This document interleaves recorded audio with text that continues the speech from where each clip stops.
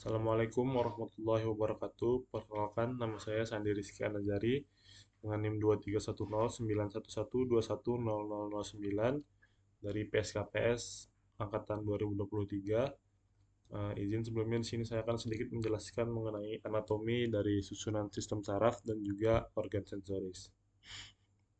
Baik, untuk overview, sistem saraf manusia itu terbagi menjadi dua, yaitu adalah sistem saraf pusat dan juga sistem saraf tepi.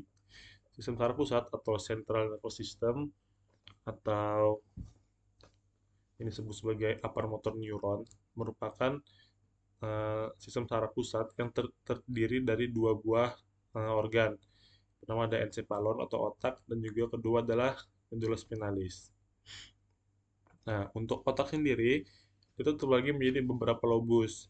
Yang pertama itu ada lobus frontalis, lobus parietalis, lobus occipitalis, lobus temporalis, dan juga ada dari beberapa sumber yang mengatakan bahwa terdapat lobus insularis atau lobus sylvii dan juga lobus limbicus. Untuk lobus limbicus sendiri dia itu tersusun atas beberapa bagian dari otak berupa hipotalamus, amigdala, talamus, dan lain-lain. Baik, di sini untuk otak sendiri dia itu eh, dilapisi atau dibatasi menggunakan valve cerebri yang berada di tengah-tengahnya.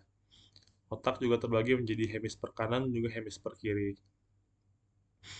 Lalu, terdapat beberapa lapisan di otak, yaitu adalah yang pertama yang paling luar adalah dura mater cranialis, yang bagian abu-abu ini. Kemudian di tengah-tengahnya, yang warna putih ini ada arachnoida mater cranialis, dia cukup tipis. Kemudian yang melekat dengan otak itu ada pia mater cranialis. Nah, di antara arachnoid mater dan juga pia mater ini terdapat sebuah ruangan gitu, yang nanti bisa terisi darah yang bisa menyebabkan penyakit, yaitu spatium subarachnoideum. Baik, untuk otak. eh, Nah, nanti di otak juga itu bakal terdiri atas beberapa bagian gitu, selain dari lobus-lobus tadi. Yang pertama itu ada telencephalon atau otak otak yang paling besar gitu, berupa telencephalon yang memiliki hemisfer cerebral. Terus juga ada corpus callosum yang bagian sini. Ini ada yang membatasi yaitu septum pellucidum, fornix, lalu juga terdapat diencephalon.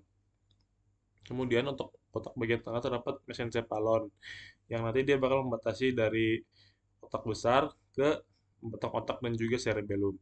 Kemudian ada di rhombencephalon atau otak bagian bawah, itu ada pons dan juga cerebellum yang berbentuk seperti daun. Kemudian di bawahnya pons terdapat sebuah struktur medulla oblongata. Untuk pons sendiri, dia merupakan susun pusat untuk pernafasan dan juga beberapa ganglion atau nukleus itu dari sistem saraf kranial akan berada di pons. Baik, untuk nucleus spinalis bisa dilihat untuk strukturnya. Dia juga terdapat beberapa lapisan. Nucleus spinalis sendiri nanti dia bakal sampai ke eh, segmen lumbal 2 sampai lumbal 3. Jadi untuk pengambilan cairan otak untuk memeriksa meningitis itu bisa diambil di bawah dari segmen L3. Kemudian selanjutnya ada sistem saraf tepi. Sistem saraf tepi sendiri itu terbagi menjadi dua, yaitu ada nervus cranialis yang tersusun atas 12 pasang nervus, lalu ada nervus spinalis yang tersusun atas 31 pasang nervus. Untuk nervus cranialis sendiri, yang pertama itu ada nervus olfactorius, yang fungsi utamanya adalah untuk menghidung. Nanti dia akan keluar dari lamina et foramina cribrosa osis ethmoidalis. Dan dia tuh berorigo di atap kavitas nasi gitu. Kemudian ada nervus opticus, yang mana nervus opticus ini merupakan nervus sensorik untuk mata, untuk penglihatan gitu. Dia lanjut ke okulomotor. Okulomotor ini seperti namanya, okulo, bola mata, dan juga motor, pergerakan. Jadi, okulomotor ini akan mempersarapi otot-otot yang akan membuat mata bisa bergerak, baik itu ke arah lateral, medial, superior, inferior, atau eh, posterolateral, posteromedial, supralateral, dan juga supromedial.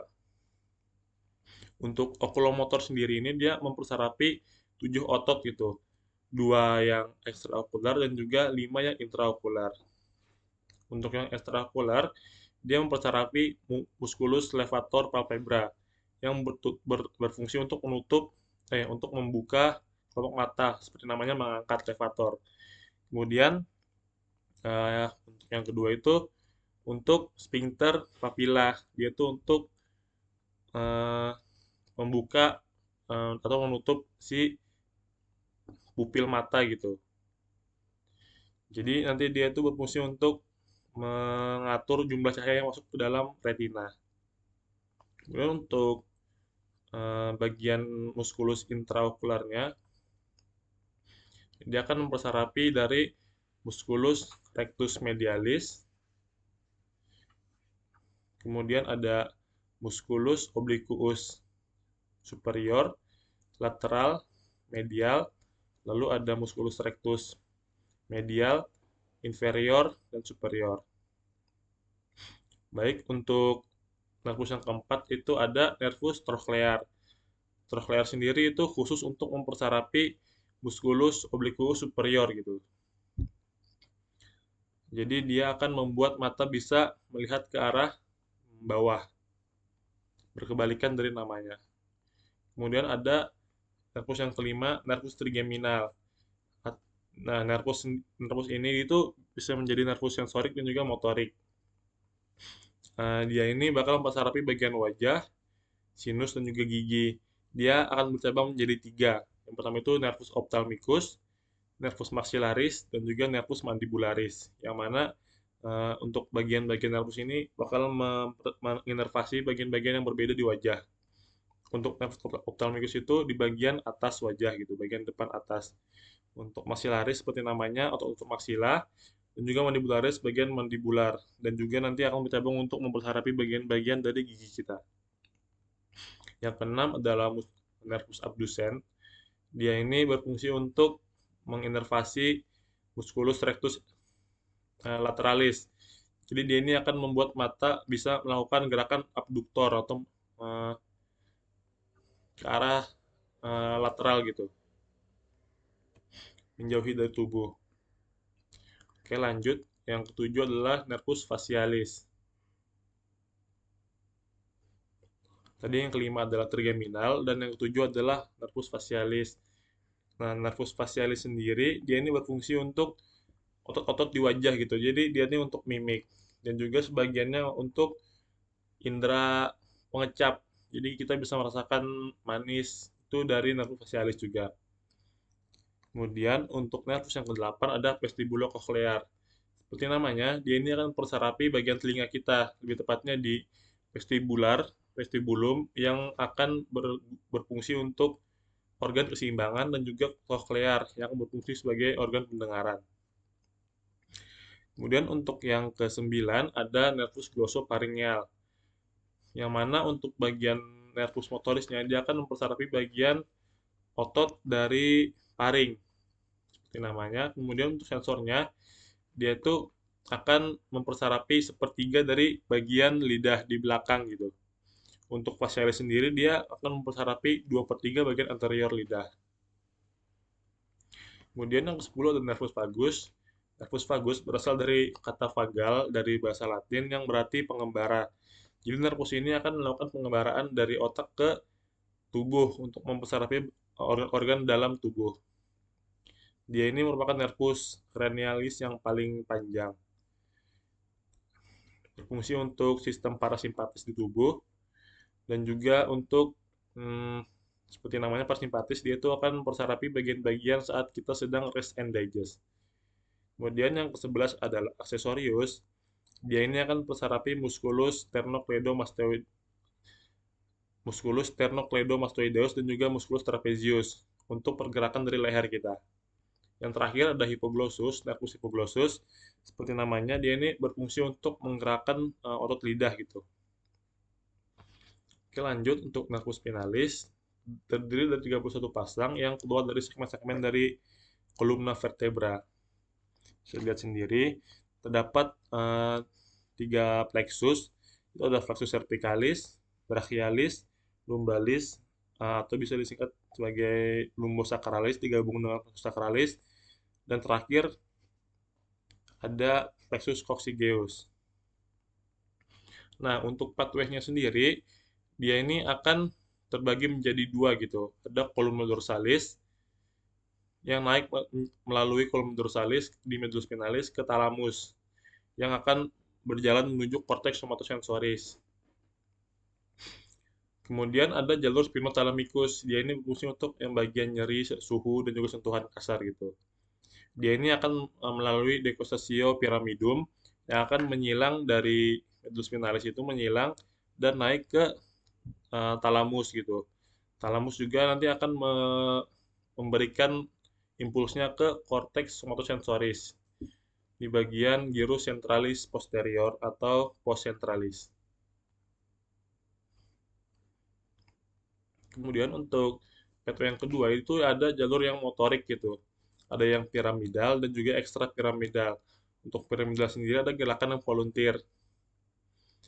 Dia itu akan turun melalui medulla spinalis menuju neuron motorik di bawah untuk mengontrol otot tubuh. Sedangkan untuk yang ekstra piramidal, dia ini adalah gerakan tidak sadar atau bagian yang mengatur postur kita. Berasal dari ganglia basal, otak-otak, dan berbagai inti yang mengatur gerakan otomatis seperti postur, tonus otot, dan keseimbangan. Oke, mungkin sekian untuk bagian dari saraf-sarafnya. Lanjut ke organ sensoris. Yang pertama adalah mata. Untuk mata sendiri, dia tuh memiliki banyak susunan-susunan gitu.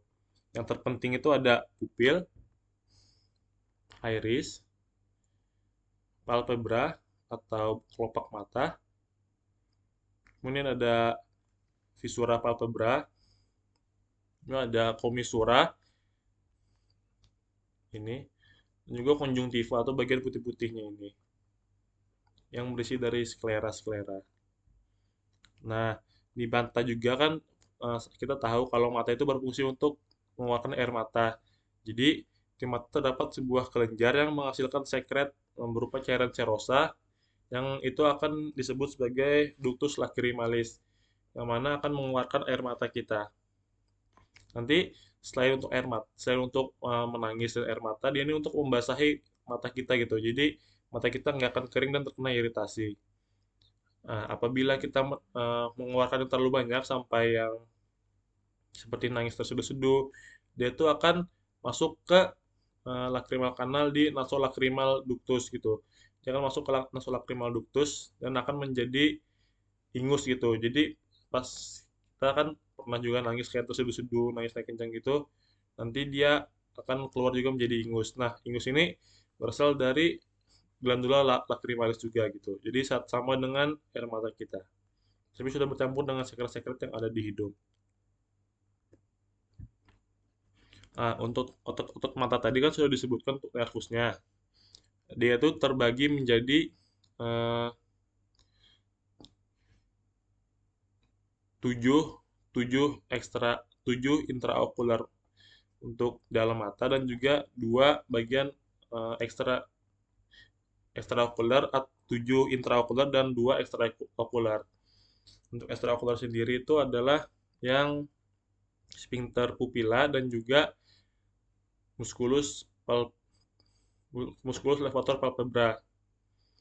Untuk bagian dari intranya, dia ada musculus rectus medialis, musculus rectus lateralis, musculus rectus superior, musculus rectus inferior, dan musculus obliquus yang terdiri dari superior, inferior, dan juga bagian lateral.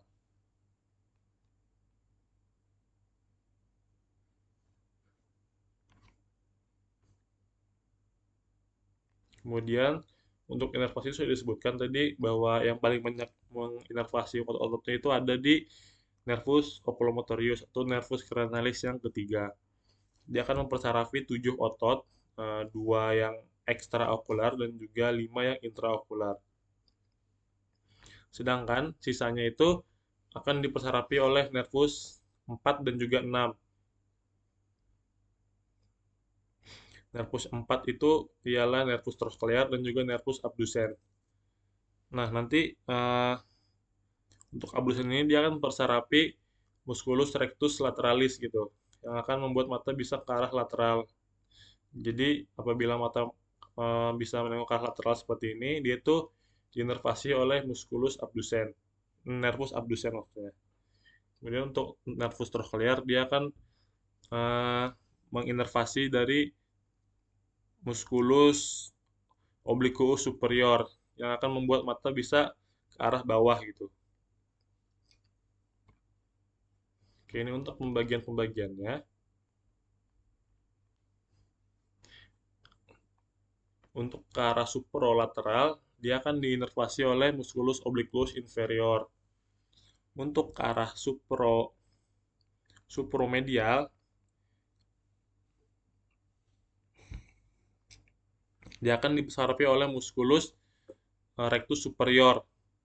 Untuk medial dan lateral, dia akan diinervasi oleh musculus rectus medialis dan juga musculus rectus lateralis gitu. Untuk ke bagian inferolateral, dia akan dibantu oleh musculus obliquus superior. Sedangkan untuk ke bagian inferomedial, dia akan dibantu oleh musculus rectus inferior. Ini untuk pembagiannya. Jadi nanti apabila ingin mengetes otot-otot di mata, dia bisa mengetahui bagian otot mana bagian rusak itu dengan cara meminta pasien untuk melakukan gerakan mata sesuai dengan pembagian yang ini. Bisa dilihat untuk skemanya.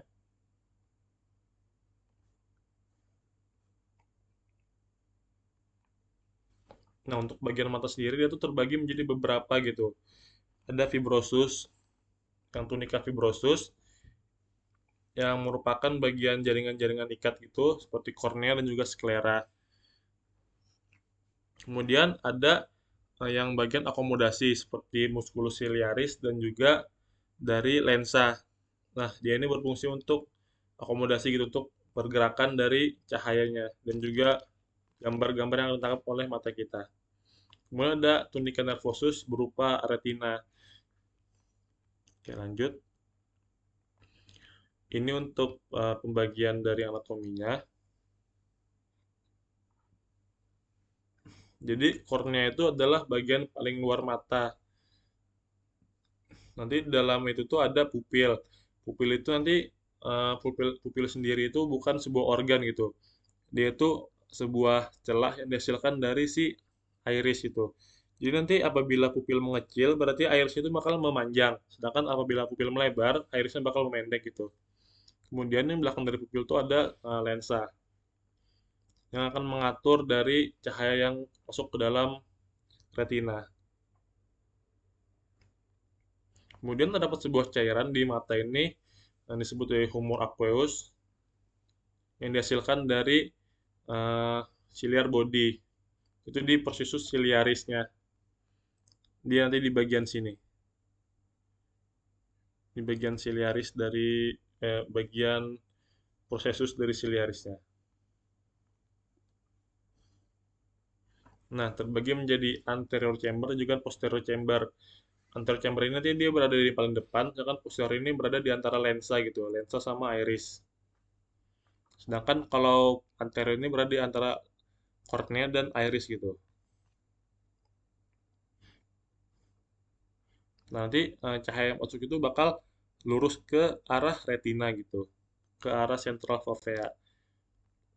Nanti dari retina itu bakal ditangkap untuk diteruskan ke nervus opticus menuju ke otak di bagian belakang occipital. Untuk lensa sendiri, lensa itu bening seperti kelereng. Oke, lanjut. Nah, jadi nanti cairan-cairan yang di mata itu dihasilkan dari prosesus ciliaris ini.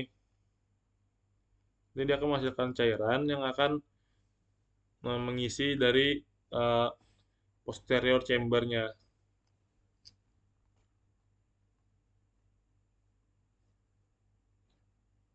Nih, ini disebut sebagai humor aqueous. Lanjut untuk bagian retina. Nah, untuk bagian retina ini nanti dia akan terdapat beberapa struktur gitu. Soalnya retina ini kan dia tuh lapisan saraf di mata yang akan menangkap yang mempunyai reseptor fotoreseptor yang akan menangkap cahaya dan diubah menjadi impuls menuju ke otak. Ini singkatnya. Nah, di bagian eh, retina itu dia terdapat beberapa lapisan gitu. Untuk yang terluar sendiri dia ada pigmen epitelium yang dia ini berwarna lebih gelap gitu karena memiliki banyak pigmen. Kemudian di bawahnya itu ada lapisan fotoreseptor yang berisi dari sel batang dan juga sel kerucut. Sel batang sendiri dia tuh untuk menangkap warna hitam putih, gambar hitam putih gitu. Jadi dia ini akan membantu dalam menghasilkan warna hitam putih di mata. Kemudian untuk sel sel kerucut, dia ini membantu mata untuk bisa menghasilkan banyak warna. Kemudian ada bagian sinaptik yang terluar, kemudian ada bagian yang didiami oleh sel saraf bipolar, kemudian ada bagian dalamnya, kemudian ada ganglion, sel ganglion layer, kemudian dia akan teruskan ke nervus opticus melalui serabut sarafnya. Ini tadi sel batang tadi berfungsi untuk penglihatan malam itu gelap. Jadi dia ini untuk hitam putih. Sedangkan untuk sel kerucutnya dia akan membantu kita untuk melihat warna. Ini untuk bagian-bagian dari lapisan retinanya. Ada sel konus, ada sel rod atau kerucut dan batang. Nah, di bagian di retina ini juga terdapat beberapa sel gitu. Ada horizontal sel, sel amakrin, sel bipolar, sel ganglion, sel Muller, dan juga terdapat banyak akson gitu. Oke, ini untuk fisiologinya bisa dibaca.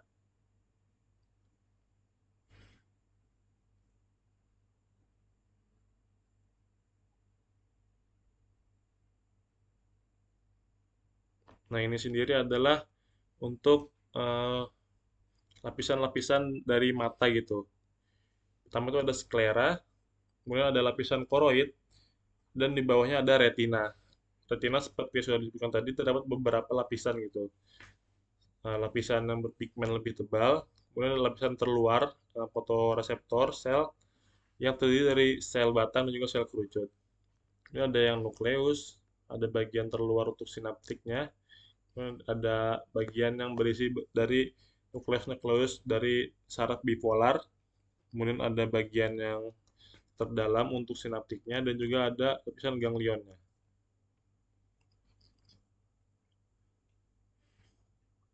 Ini untuk muskulus yang intraokularnya. Nanti dia itu pupil sendiri dia akan melebar itu apabila kita membutuhkan banyak cahaya gitu, terutama dalam kegelapan. Jadi muskulus sphincter pupilanya itu bakal membuka gitu. Jadi kita akan menangkap lebih banyak cahaya. Tapi apabila sudah terdapat banyak cahaya, pupil itu bakal mengecil. Nah, mengecil ini dia tuh agar cahaya yang masuk tuh nggak berlebihan lagi gitu. Nah, untuk penglihatan sendiri akan diteruskan oleh nervus opticus. Nanti terdapat dua bagian lapang pandang gitu. Ada yang nasal dan juga temporal untuk mata. Nanti untuk bagian nasal sendiri dia itu yang berada di tengah gitu. Jadi nasal dari mata kiri dan mata kanan itu dia bakal melihat hal yang sama. Sedangkan untuk temporal dan juga temporal kiri, temporal kanan, dia akan melihat dua hal yang berbeda. Jadi nanti dia akan menyilang dan membagikan informasi yang didapat dari temporal tersebut di suatu struktur yang disebut sebagai kiasma optikum. Nanti dia akan berjalan ke arah belakang, ke arah posterior, menuju ke lobus occipital. Untuk lebih tepatnya di Broadband 17 dan juga 18 dan juga 19. Ini untuk visual pathway-nya, dia akan melalui sel batang, kemudian akan diteruskan melalui neuron yang memiliki bipolar cell, kemudian akan bersatu di ganglion yang membentuk nervus opticum, nervus opticus. Kemudian nanti nervus opticus itu akan berjalan ke chiasma opticus. Chiasma opticus sendiri dia ini nggak akan bakal menyilang gitu. Jadi apabila yang dilihat kanan kanan dan kiri itu berbeda, nanti kita bisa menentukan gitu mana yang ingin kita fokuskan. Tapi kita tetap melihat dua hal tersebut. Ini untuk pemantulannya.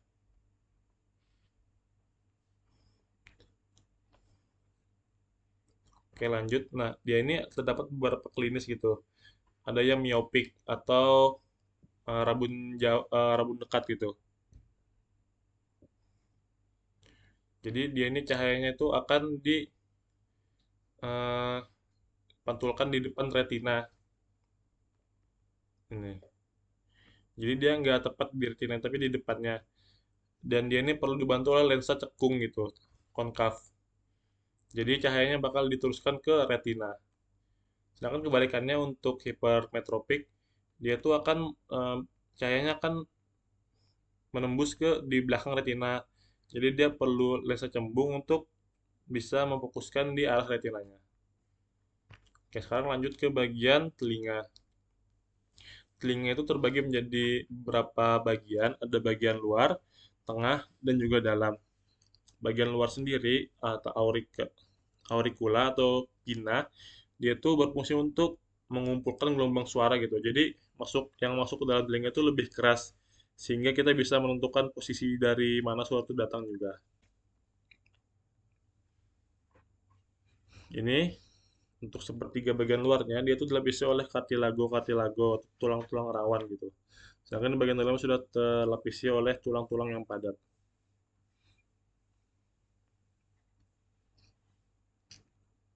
Untuk telinga bagian tengahnya dia tuh terdapat kavitasnya, terdapat rongga-rongganya. Nah, nanti dia juga akan berbatasan dengan membran timpani.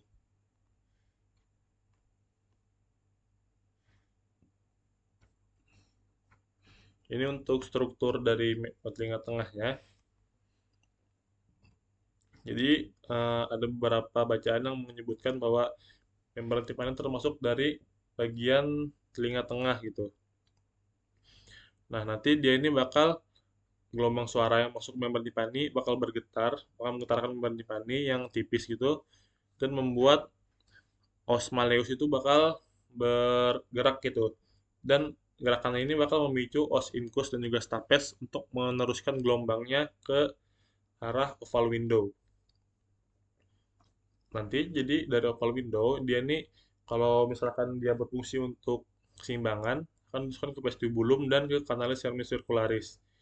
Kan untuk pendengaran sendiri dia akan teruskan ke cochlear gitu. Ini oval window.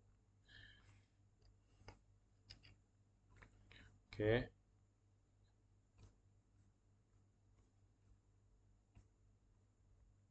Nah, ini untuk tulang pendengaran itu terdiri dari tiga, yaitu ada os malleus, os incus, dan os stapes. Os malleus sendiri, dia itu yang paling dekat dengan membran timpani. Kemudian yang incus ini dia tuh sebagai penghubung antara stapes dan juga malleus. Jadi dia kan menghantarkan gitu. Nah, stapes sendiri ini merupakan tulang terkecil di tubuh manusia. dan dia ini bakal yang memasukkan gelombang itu ke dalam oval window.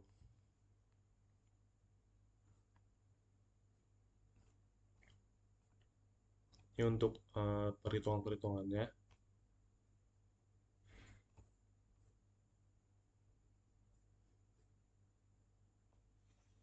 Terus, di ostapes juga terdapat musculus stapedius yang menempel ke stapes ostapes yang saat kontraksi itu dia akan menarik dari si ostapesnya itu untuk bergetar gitu, untuk seperti memukul drum.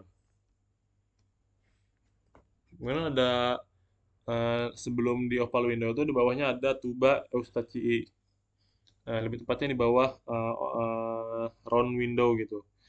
Dia ini berfungsi untuk menyamakan dari tekanan udara. Contohnya seperti saat kita naik pesawat, tekanan udara di luar itu lebih tinggi. Jadi dengan kita menguap dan mengunyah itu tekanan di bagian dalam di dalam membran Jepang itu bakal sama tingginya dengan yang di luar. Jadi membran Jepangnya nggak akan pecah gitu. Kemudian ada telinga bagian dalam, dia terdapat sebuah labirin gitu. Nanti untuk pendengaran dia akan teruskan ke koklea. Ini untuk bentukan dari kokleanya sendiri, dia tuh berbentuk seperti bulat-bulat seperti itu, di mana dalamnya terdapat tiga skala. Ada skala vestibuli, skala media, dan juga skala timpani. Untuk skala vestibuli dan juga skala timpani, dia akan terisi dari perilim. Sedangkan untuk skala medianya dia terisi dari endolim. Nah, di skala media sendiri dia tuh tersusun terdapat organ korti yang merupakan fungsi dari sensoris untuk pendengaran gitu. Jadi di telinga ini dia tuh menggunakan mekanoreseptor. Walaupun ada sebagian yang menyebutkan juga menggunakan fonoreseptor atau gelombang gitu. Jadi eh, getaran tersebut akan masuk ke cairan yang ada di perilim ini. Nanti dari perilim ini akan menggetarkan dari cairan-cairannya terus diteruskan ke media dan timpani. Nanti di membran tektorial ini yang kaku itu dia akan mendorong dari rambut-rambut yang ada di organ korti di bagian sini. Nah, nanti rambut yang terdorong ini bakal bergesekan dan menghasilkan impulsi listrik di bagian sel rambutnya. Listrik yang berasal dari sel rambut ini akan diteruskan ke eh, nervus-nervus yang ada di telinga dan ke otak untuk dipersepsikan sebagai suara yang pernah didengar.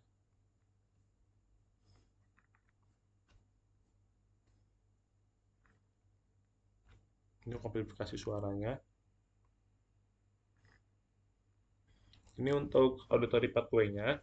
Dia berasal dari gelombang suara, lalu ke pina untuk dikumpulkan, lalu masuk ke bagian telinga luar, dan akan menggetarkan dari membran timpani gitu. Kemudian dari membran timpani ini akan menggerakkan dari os malleus, os incus, dan juga os stapes masuk ke dalam oval window. Oval window sendiri nanti bakal diteruskan ke cochlear, ke perilim, di skala vestibuli, dan juga skala timpani.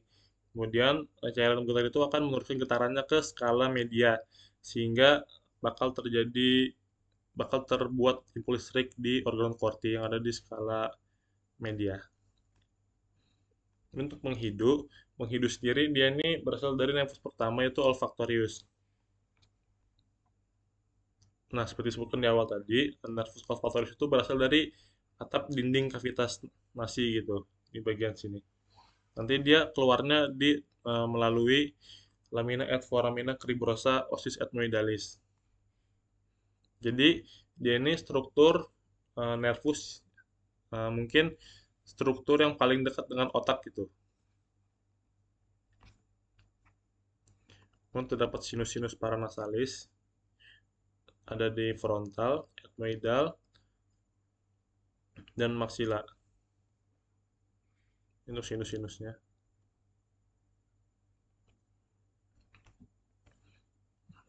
Oke, lanjut.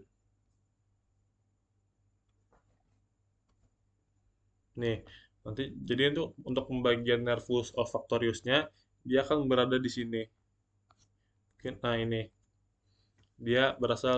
dia keluar dari lamina et foramina cribulosa osis et medalis. Ini bakal diteruskan ke pusat penghidu di otak. Ini untuk neuronnya. Nah, disebut juga sebagai bulbus olfactorius atau villi olfactori. Oke,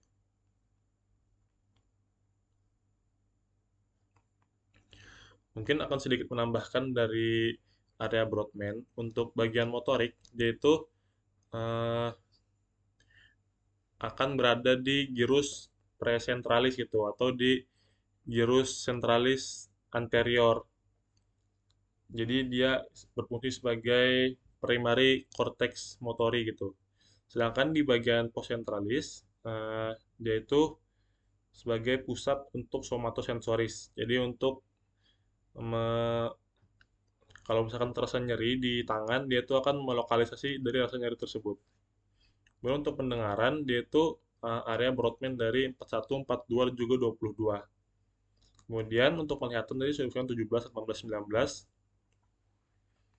Oke, dan juga ada area Broca di bagian lobus frontalis itu. Nanti bakal terdapat klinis juga apasia Broca, di mana dia tuh bisa mengerti untuk yang dibicarakan oleh orang lain, tapi dia tidak bisa berbicara. Karena area Broca yang berfungsi untuk berbicara itu terdapat gangguan gitu. Kemudian juga terdapat apasia Wernicke, di mana dia tuh sama sekali nggak bisa memahami apa yang orang bicarakan. Dan juga dia akan bisa menjawab dengan tidak jelas gitu. Oke, mungkin sekian penjelasan dari saya. Mohon maaf apabila terdapat kesalahan. Sekiranya bisa dikoreksi bila terdapat kesalahan. Saya mohon maaf. Assalamualaikum warahmatullahi wabarakatuh. Terima kasih.